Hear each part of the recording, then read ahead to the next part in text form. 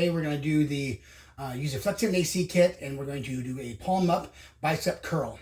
So on my glove today, I have 2 bands, one going to each side of the wrist, and then one in the back for extra resistance. So I have a total of 2 bands, but they're divided, so I have actually like 4 bands in a sense. So I have lots of resistance.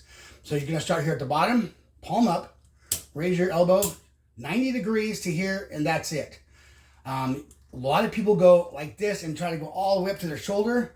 Well, if any of us who have, like I do, Anterior Shoulder Impingement Syndrome or Cubital Tunnel Syndrome, you do not want to do this extra action where you're raising your arm up to your face.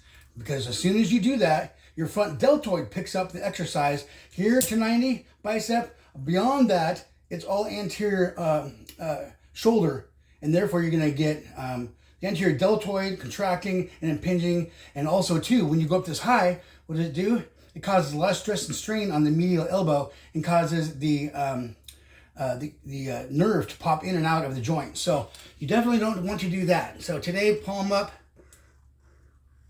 bicep curl. One all the way down, 90 degrees, down again, 90, down, 90.